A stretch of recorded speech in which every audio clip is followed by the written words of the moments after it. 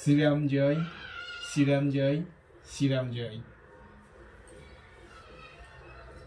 আপনারা সকলেই জানেন অযোধ্যায় যে রাম মন্দির নির্মাণ হয়েছে সেই মন্দিরে আজ ভগবান শ্রীরামচন্দ্রের বাল্যরূপ প্রতিষ্ঠা হবে। তাই সেই উপলক্ষে আমাদের পাড়াতে একটু ছোটখাটো অনুষ্ঠান হচ্ছে, সেখানে কিছু ফুড দান করেই আজকে আমি ব্লগ স্টার্ট করছি। আর সন্ধ্যায় আজকে আমরা মিনি ব্লগ করব। সন্ধ্যাবেলা একটু প্রদীপ জ্বালাবো, যেমন বলেছে চারিদিকে প্রদীপ দিতে হয়, নিয়ম অনুসারে আমরা একটু প্রদীপ জ্বালাবো। আজ একটু ছোটখাটো ব্লগ শেষ করব। তাহলে বুঝিটা এখন দিয়ে আসি।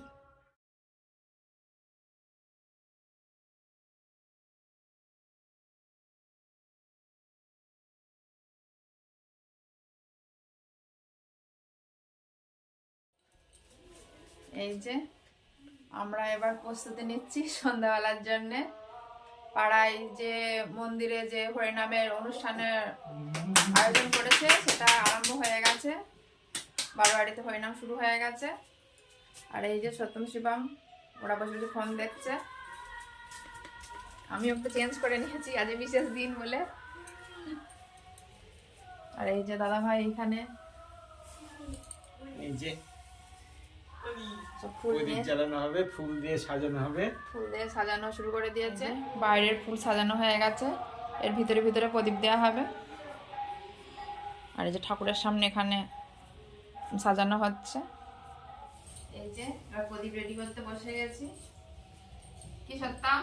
সত্যম এসে দাঁড়িয়ে আছে। কি বাবা বন্ধ হয়ে গেছে নাকি? নাম শুরু হয়ে গেছে এখন, মানে একটুখানি কিছুক্ষণ মনে হচ্ছে বন্ধ করেছে। প্রদীপগুলো কালী পুজোর সময় বানিয়েছিলাম, অনেক প্রদীপ বানিয়েছিলাম। তো কালী পুজোর সময় তো প্রদীপ তো বেশি হয়ে যাচ্ছিল, ওই জন্য প্রদীপগুলো রেখে দিয়েছিলাম।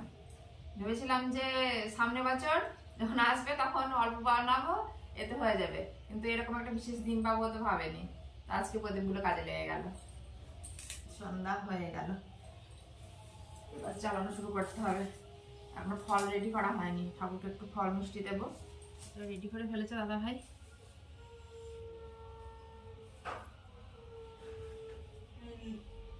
রেডি হয়ে গেছে।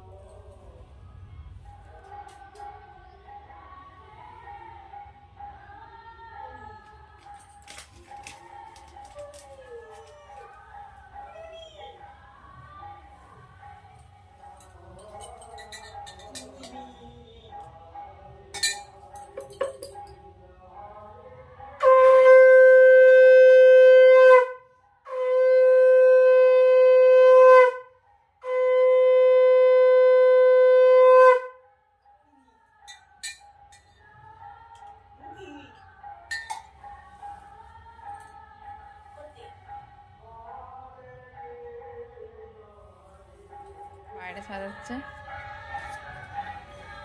দাদা ভাই, এইসব এক্সপার্ট। দাদা ভাই সাজাচ্ছে। ঠাকুর একটু ফল মিষ্টি দেবো, ওই জন্য ফল কাটছি। যেখানে হরিনাম শুরু হয়ে গেছে।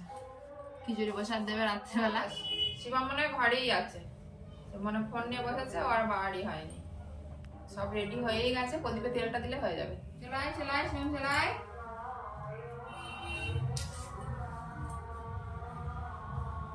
এখানে হয়ে গেছে ঘরে।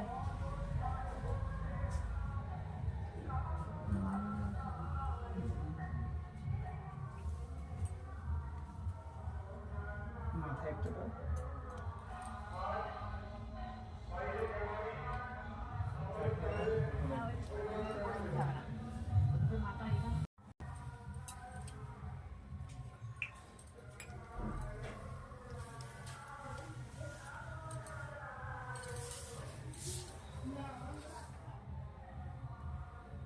সত্যম শিবা ওই যে ওরা দেখছে দাঁড়িয়ে দাঁড়িয়ে যে আজকে আজকে মা বাবা কি করছে। মা বাবা আজকে দেখি তো সত্যম দেখছে।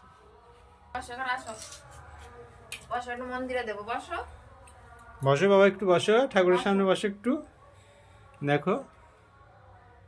বসো, চলো আর বাইরে চলো।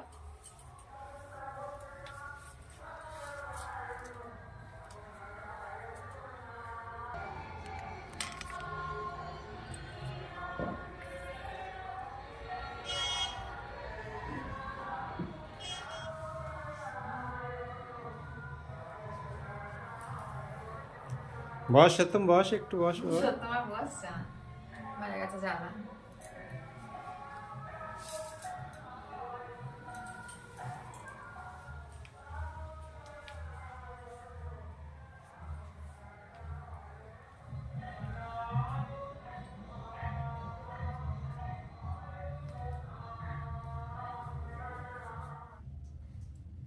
এই যে প্রদীপ জ্বালানো এখন শেষ হলো। অযোধ্যায় যে শ্রী রামচন্দ্রের বাল্যরূপ প্রতিষ্ঠিত হচ্ছে, ওর জন্য যে প্রদীপ জ্বালানোর নিয়ম ছিল, আজকে আমরা সেটা পালন করলাম। আশা করি আপনারা সকলেই এই প্রদীপ জ্বালিয়েছেন। তাহলে আজকের পর্ব এখানে শেষ করলাম। শ্রী রামচন্দ্রের জয়।